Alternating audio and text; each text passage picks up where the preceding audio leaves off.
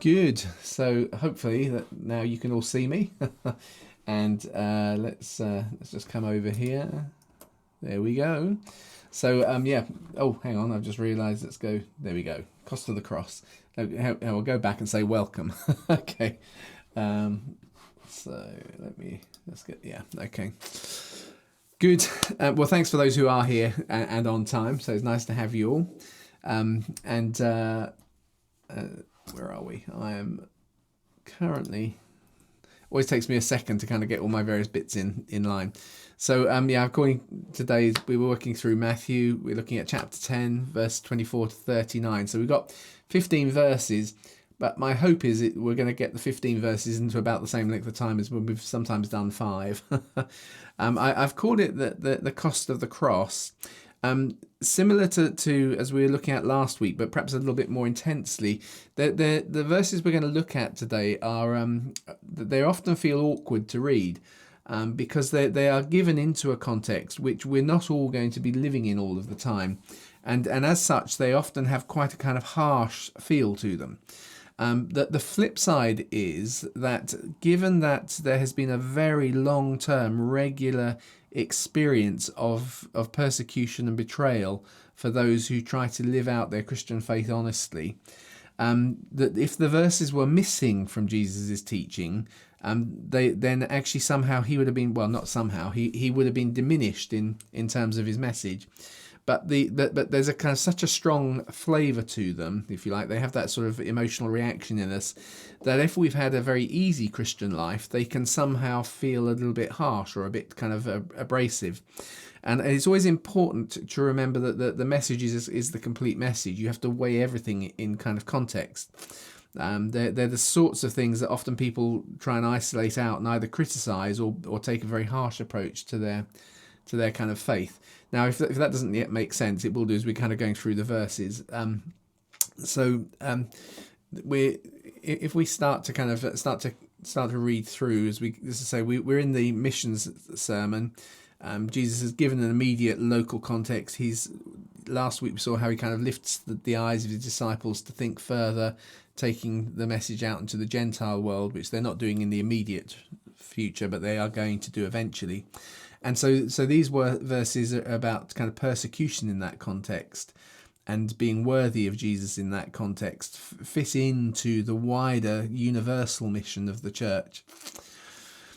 So it starts very simply with the statement that a disciple is not above the teacher, nor a servant above his master.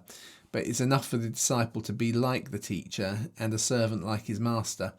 And then it kind of finishes off now. But if the head of the house has been called Beelzebul, how much more those of his household? And we haven't yet been told about this, which actually is quite regular. If you read through the Gospels and you look at the reference, we find that there is a kind of an approach to what Jesus is doing that has been worked out by the Pharisees from the south of the country, from Judea, who've come up and actually spread it around even in Galilee, where Jesus is doing most of his miracles, which is the statement that what Jesus is doing is he's acting on using the power of the demonic, and that's where his miracles are coming from. And so it's an early and consistent example in the life of Jesus, how even as he's doing good for people, his message is being kind of recast by those who want to be critical, as being the worst possible type of the worst possible type of thing. So. Sorry, I'm not being very clear. Something good has happened to you, but the trouble is its source was demonic. So in fact, it would be better if you'd never got healed. That kind of that sort of approach, and that kind of reversal or framing of the Christian narrative as something incredibly negative is a constant conflict that the gospel has with the world that we're born into, the world we live in. I can't remember if I think I touched on it last week when we were talking about the power of the state. If once you've forgotten God, once you've removed God, then, if you like, the state or the community becomes the arbiter of what's right or wrong.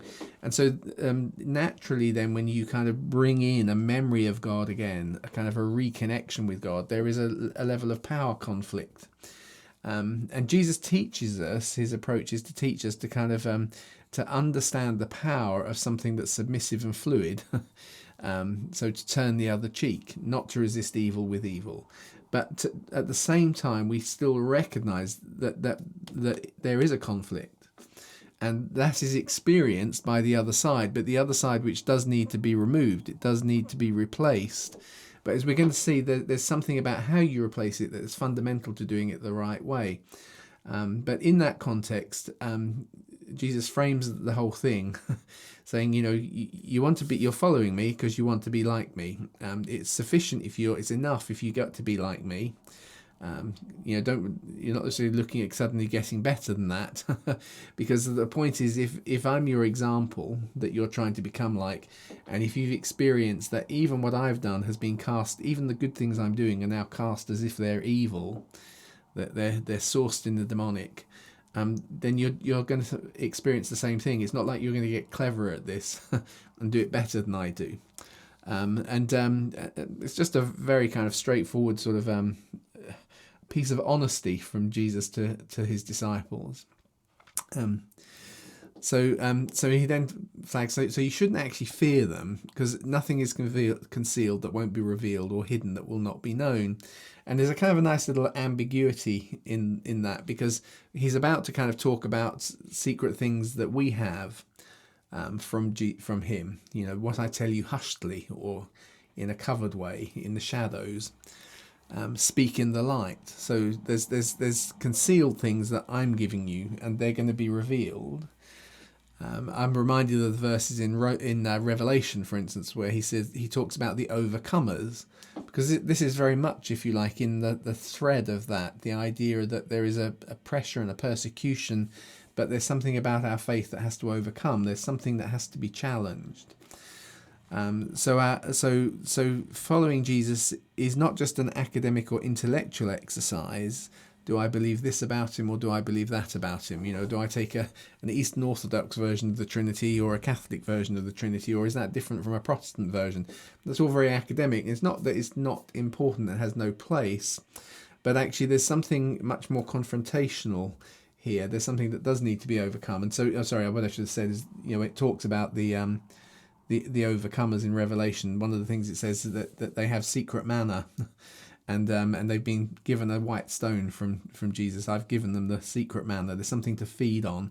You get that kind of idea here, something that I'm whispering to you, that you're feeding on. But actually the thing about the overcoming is then suddenly that what has fed us secretly is now becoming evident to people. That there is something of that, of our faith, which is consumed in private, but it's expressed in public.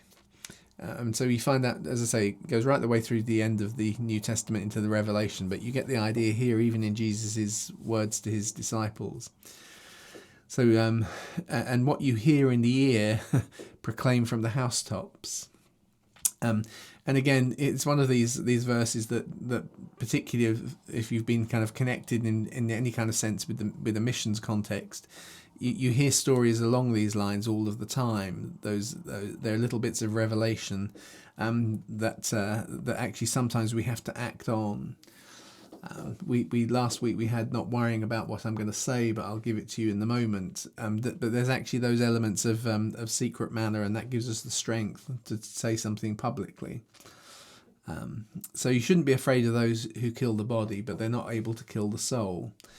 Rather fear him who's able to destroy both the soul and the body in Gehenna. I'm never totally sure on how I read this, but actually sometimes that's not a bad thing, having the ambiguity. I know that freaks some people out to say it that way. If it's the word of God, God needed to say it 100% clearly, but I'm never quite so sure of that. I think there's kind of wisdom in human levels of communication, when sometimes we deliberately give something that's a little bit ambiguous because it has an impact in us, and we look at it from different angles. But so I think that there is a sense in which he's saying fear God. In other words, Jesus is saying fear the Father, even though the Father actually is very intimate with us. But actually, he doesn't have to be. um, but actually, there's a kind of a sense in which it casts the Father in a slightly unpleasant or whatever light. But it's not that Jesus is saying that is the absolute truth. What he is kind of saying is if you push it that way, in the end he is the bigger one. And if you're going to fear, that's the one to fear.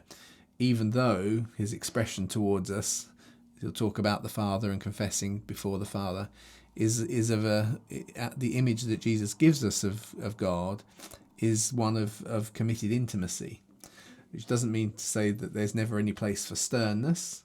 But actually there is a confidence we can have in that kind of presence. So don't be afraid of those who kill the body but aren't able to kill the soul. And as I say, these are kind of verses which sometimes will jar a bit because they feel a bit extreme, because most of us have not been in those positions where we're challenged in these sorts of ways. I have a couple of experiences from life, but on the whole my life has been relatively easy. Compared with huge numbers of those who've tried to follow Jesus through the millennia. I can remember once going round when I lived for 8 months in the US. I went round to someone who I knew through the small group I was a part of, who had a history where he used to be part of the Mexican mafia. I'm laughing, it's not funny, is it? Smuggling. At the time he was involved, it was mainly marijuana before it got harder. But coming up from the south. And there was an old colleague of his had turned up at his house, and the guy was clearly high, which doesn't help. And as soon as I came in, he started to get aggressive, and I started to quietly pray, and he immediately realized I was praying, and then it became one of these interesting little where he was swearing at me, telling me to stop praying, and then I kind of absolutely got panicked inside, and it was the thought of so what do I do here? All of my heroes of the faith would definitely stand up and say, no, I'm not going to stop praying.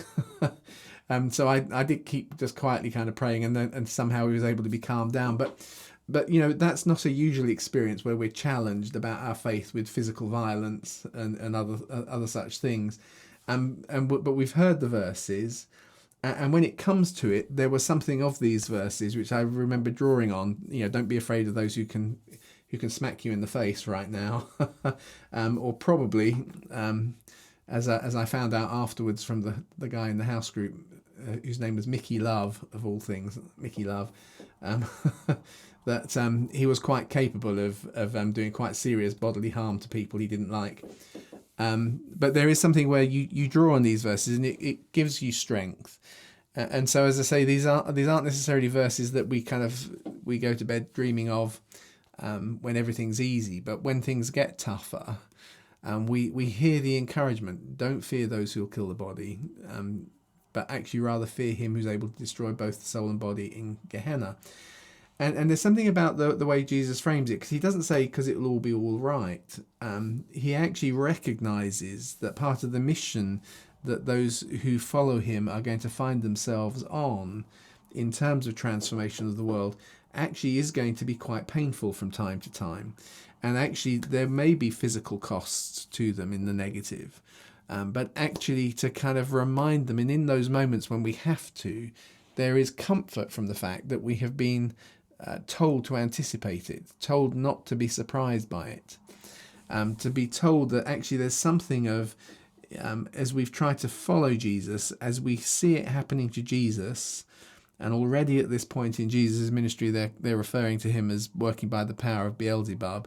They're going to say the same to you, but actually, in a verse or two, Jesus is going to start talking about the cross, and with the value of hindsight, his disciples would look back and seeing what taking up the cross really means for Jesus, and recognise that he has set a model for them that actually is always going to become an encouragement when they're going through the worst stuff. So you get to it encourages us when we're in there rather than excites us when we're anticipating it, and if possible we like to avoid it. But sometimes those things happen, And so then Jesus kind of turns the thing around. He's encouraged you to say what you're going through makes you more like me.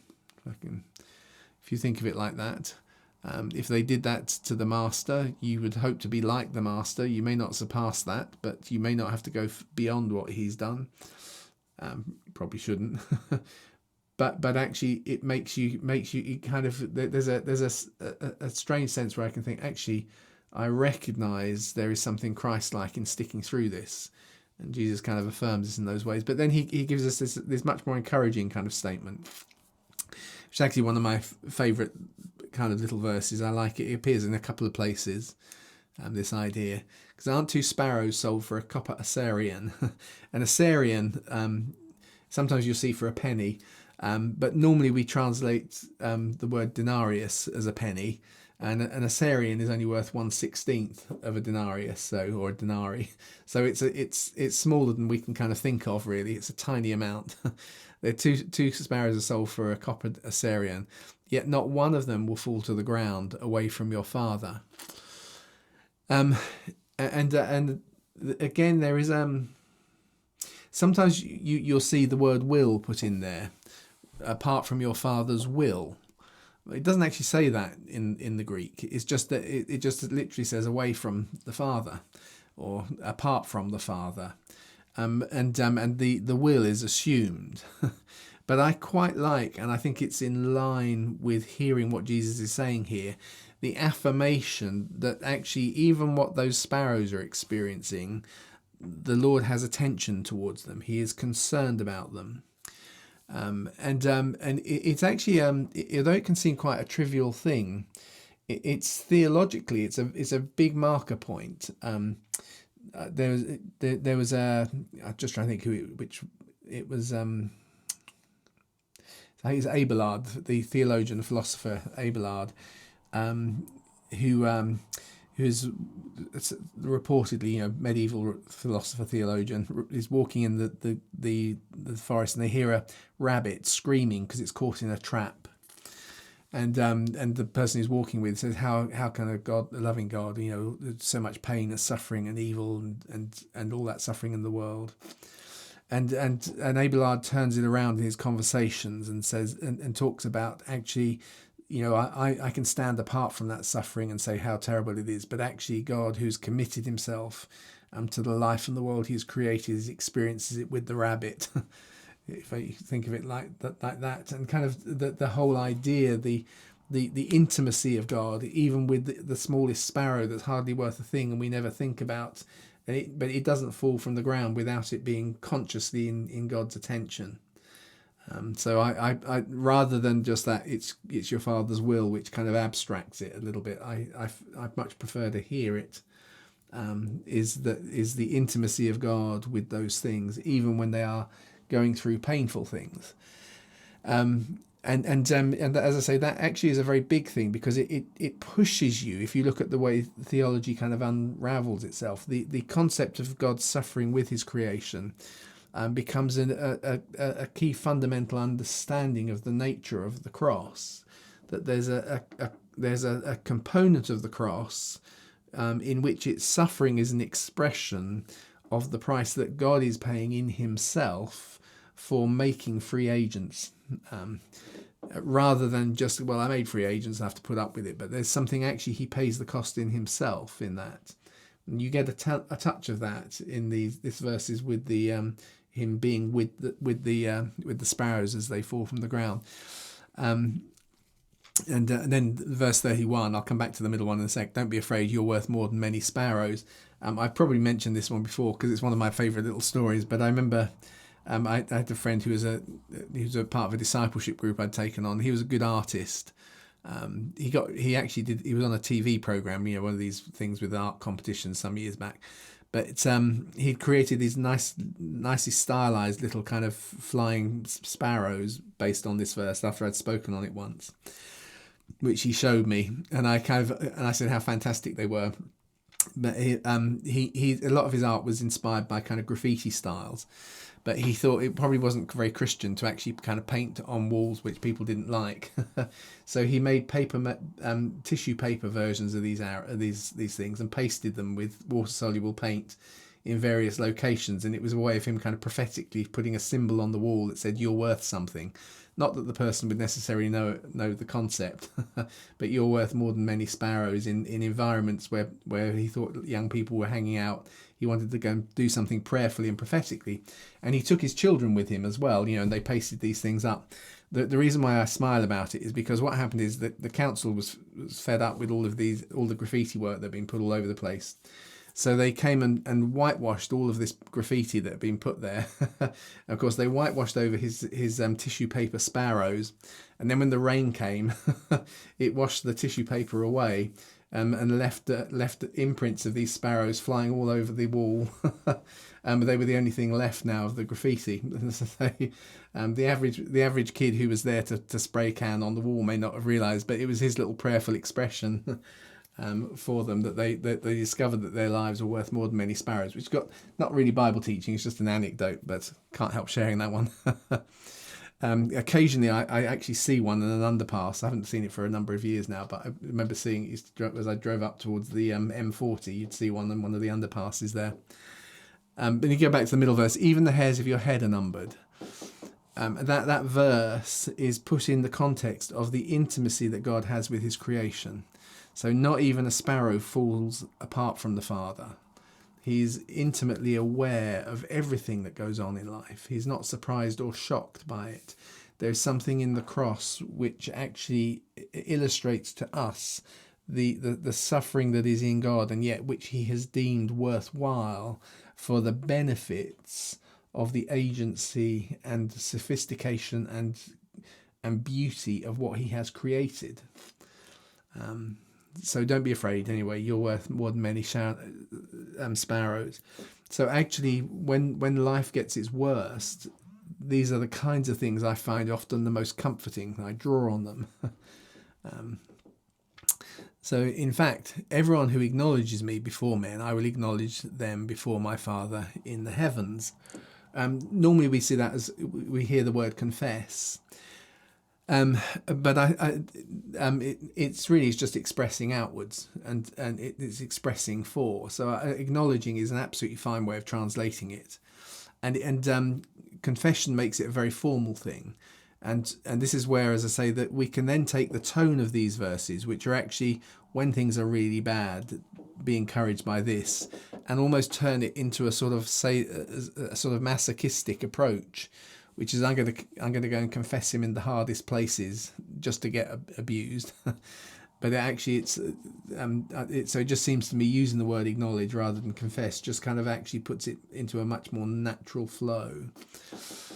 That there's something about, as I'm acknowledging Jesus, I'm acknowledging the Father. Actually, it's reflected by the fact that he's acknowledging me before the Father.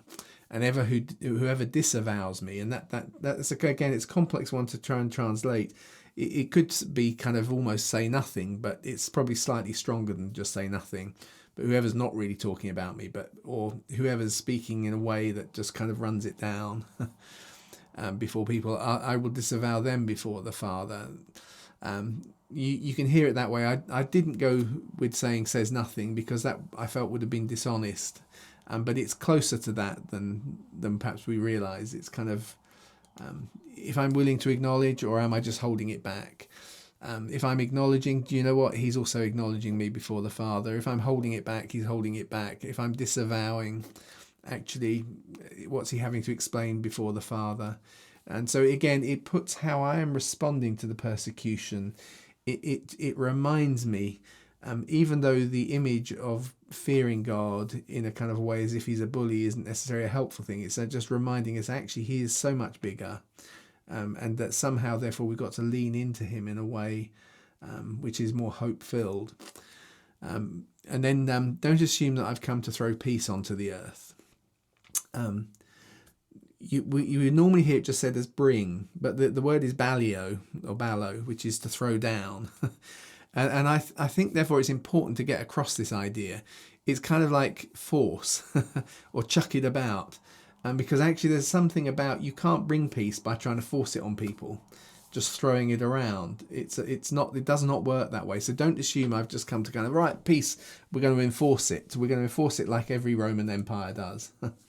I've not come to do that. I've not come to throw peace down, but sharpness. We often see it translated as a sword. It's got the idea of conflict with a knife involved in it, which is why we do it that way. Part of trying to find the right words there will, because again, sometimes people kind of almost take it as a badge of pride to go out and be difficult and cause punch-ups. So I'm only doing God's work because Jesus said he didn't come to bring peace.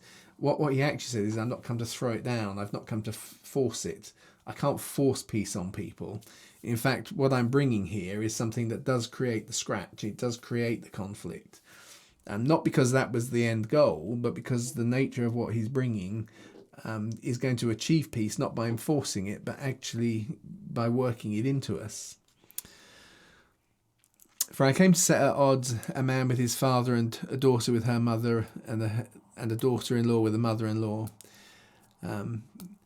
And again, it's not an objective for us, because remember, we put it into the bigger context. Jesus also says, blessed are the peacemakers. So we're not deliberately trying to create something that's a problem, but it is this inevitable conflict.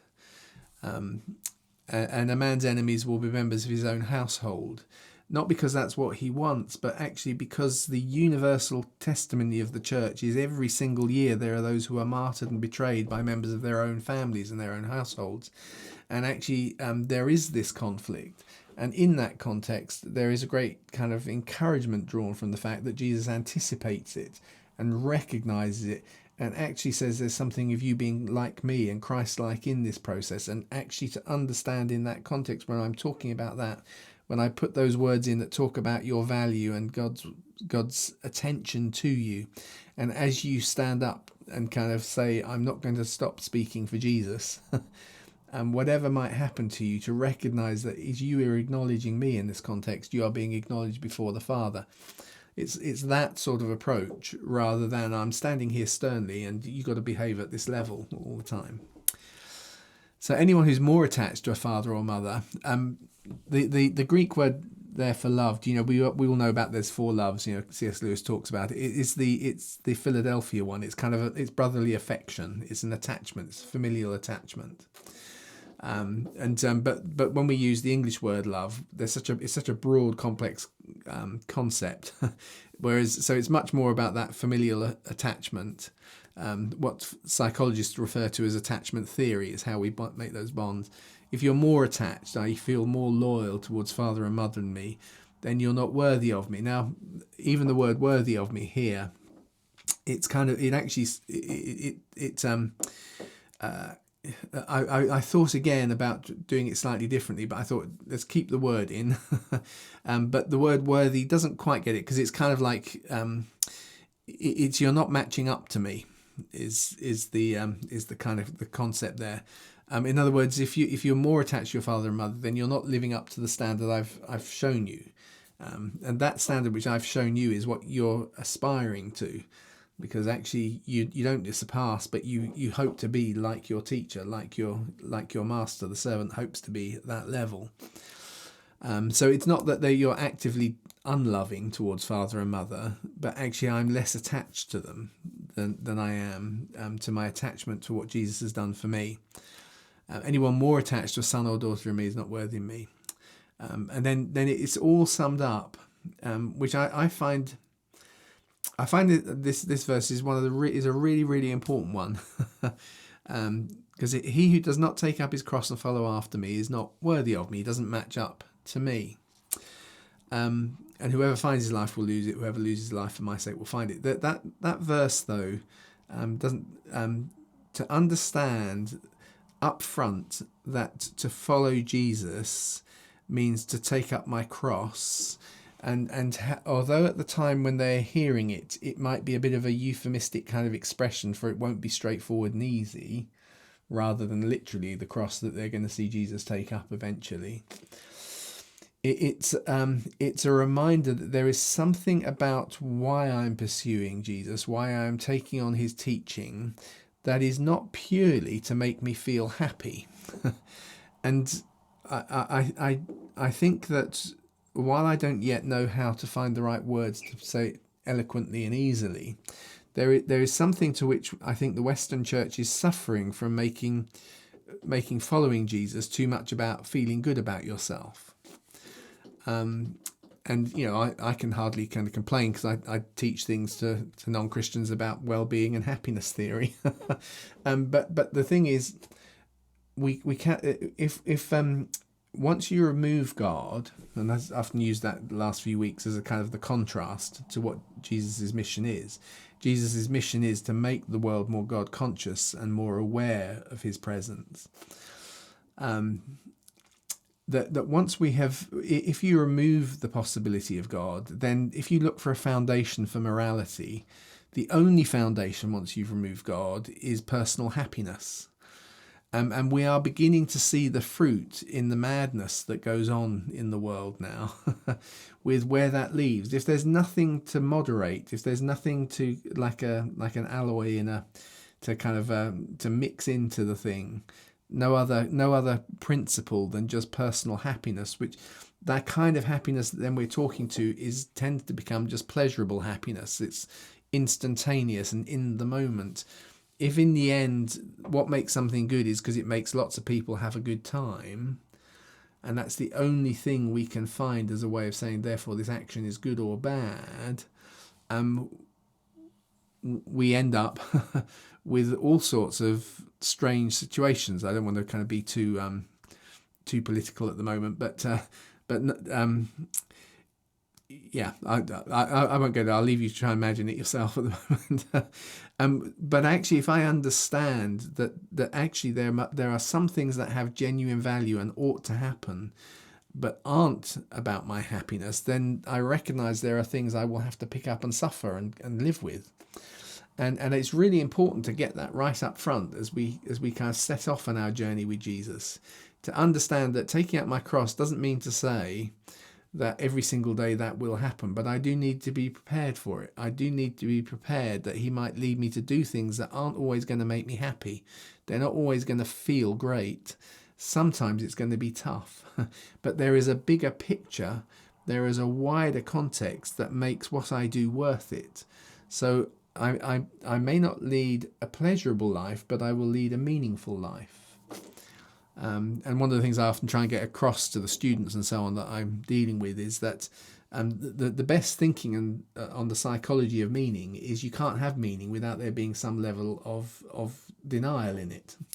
That's not purely in a Christian sense, that's just in any sense. If you want to have meaning, there's always an element of denial, and Jesus puts it right up front with his ultimate sacrifice, that something about following him and the model he sets out actually means it's important for me to confront the fact that he might lead me into places that I wouldn't find easy, I won't find pleasurable. It's better that I know it now. But then he kind of finishes with this nice kind of phrase or this nice idea. And yet so true. Whoever finds his life loses it, and whoever loses his life for my sake will find it. And again, it's often one of the things I talk about with the students I have, and they all get it when you point it out to them. Very often in life, the things you pursue aren't what you get, even when you find them. Those who pursue happiness tend to have lives full of pleasurable experiences, but are desperately unhappy. It's just one of those things. It's what sells Hello magazine. So you can look at the celebrities who are having incredible pleasurable experiences with kind of as much sex and drugs and rock and roll as they can dream of, which at a very human level are pleasurable, but they don't make them happy. It doesn't make the happy life. Very often those who are happier in life have gone through painful experiences and pushed on through and feel like they've achieved something. And you say, well, was that achievement pleasurable? No, it wasn't really, but I do feel good about it. That's a strange thing. And so it's a very profoundly true statement. That actually, strangely, if you pursue it and you find it, you often find you haven't got it after all. But actually, whoever's in one sense willing to lose what they think it is they want for my sake, they actually end up finding they've got what they really want. And it's not a simple kind of little glib throwaway statement. It is profoundly true. So I think that we got, yeah, thanks for watching. I come to the end of what I wanted to share. Spent rather longer on it. I thought it's a tougher one to talk about because there's some tougher ideas in it. But what I wanted to drive across is, in one sense, if Jesus didn't speak about those things, then actually the experience of the Christian church and of missions and taking his message out into the world would be lacking that kind of sense of encouragement and value he gives to that task. So anyway, does anyone want to ask anything or clarify anything? I can't promise to do it well, but to raise any thoughts or say anything into that context. I've got a few thoughts, Kristen. I think your description there of the Jesus saying he hasn't come to bring peace, the way you describe it is just so good. You know, the way that you describe it, there's I can't force peace. And I grew up in a culture where people would look for any excuse to justify violence or being difficult or awkward. And that's built even into church culture. Yeah, and that's what I was driving at, as I've heard these verses used quite aggressively. And I think so. And it would give license to be awkward or embarrassing or arrogant or whatever, with this promise that Jesus said, well, we're going to be like that anyway. So we may as well just behave the way we like, and especially towards being cruel or violent or asserting something. So I think was very, very well explained. And just generally in this whole thing of having persecution, just I think during the 90s and the early 2000s, we were trying to get our head around things like homosexuality and what's a sophisticated theological response to it. Yeah. Now it just has ramped up to such a degree with all the sorts of things that we need to get to understand. But it's not just those issues; it's this fascist liberalism.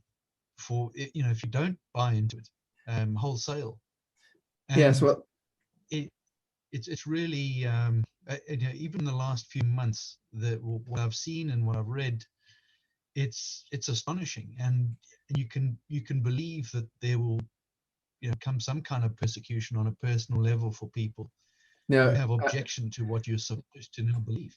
It's absolutely, that's really what I was kind of driving at, which is that the once you've said the only foundation for what's right or wrong is does it make most people feel pleasure, it then becomes, therefore, the worst thing you can do is say something that makes someone feel bad about something they otherwise felt pleasurable about.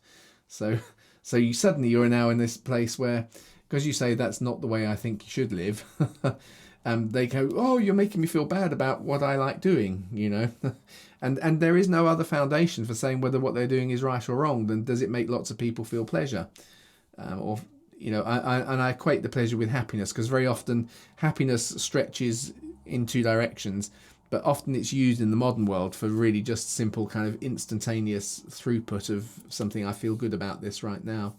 So the worst kind of person you can be is someone who says something critical against something that makes somebody else feel good. And that seems to be very much where we're at, to the degree, without being too extreme, that it was actually fortunate it was chucked out. That was a foundation that was debated in the US Supreme Court. They recognised that it wasn't quite good enough, but the fact is people were trying to push it to get to be, that becomes the foundation, the touchstone of whether something's right or wrong. And it is in such contrast to the idea of a meaningful life. And I think that's a really important thing to hold on to. You can have just pleasure for everybody, or you can have meaning, but you can't have both. And actually, it's not pleasure for everybody because somebody always pays the price for it. It's always the thing, isn't it? But down the line. So yeah. Thank you very much, though, Mark. That was helpful to hear the bit that useful bit. I'll add just another thing. It made me think of the story of Josiah when he became king, and things were at a really low ebb. And it says there that there were male shrine prostitutes living inside the temple, and I've always thought of that as is that as bad as it possibly gets. And it goes back to that thing of pleasure, I suppose. They're just things are just tumbled down so far that it reduces to the point you've got male prostitutes living inside your temple. Yeah. And him reversing all that process. And it almost seems like, did they make that up just to try and exaggerate what the situation was like? But the way things are going now, you can well believe those things actually happening in our lifetime. Yeah. No, and I don't say it with a kind of gleeful or moaning sort of whatever. I think it is actually the philosophical flip side, which is what people don't realize, is either you're finding things drawn towards something monotheistic, is sent at the center, is a purpose, it's a one thing, not another thing. And fortunately it turns out that the monotheistic thing is loving. So it's something loving, but it's drawn towards a purpose. Or you go for a polytheistic, whereby the gods are whatever things in me I most like. So if I feel aggressive, I go and offer to Mars because he's about violence. If I want a bit of sex, I go and offer to Aphrodite or Diana because that's what those things are. And it just becomes that sort of, everything then dissolves into me dominate, and me valuing what I most enjoy about myself. And it inevitably kind of tends to go into those directions. So there is no middle ground. It's just that for a couple of generations it looks like there is, but they're always heading in one way or the other. So I'm always more interested in what direction a community is heading in than where they are right now. It's always the more important question. Or an individual, what direction are they heading in as an individual, rather than where am I right now? Good. Well, it's good to have everyone here. Some, as I say, it was just like, I think that some passages are harder to read and talk about and work through, but they are important that we try and get our heads around the key moments of them, and because there's almost inevitably, it's because I think we're coming now into a time where actually we need to draw strength from these things. So good. Yeah, really good. Thanks, Christian. That's some good points there. Thank you everyone for being there. So I look forward to seeing you next week. So Okay. Brilliant. See you again. I'll see you again next time then. Thank you. Thank you. Thanks very much. Bye.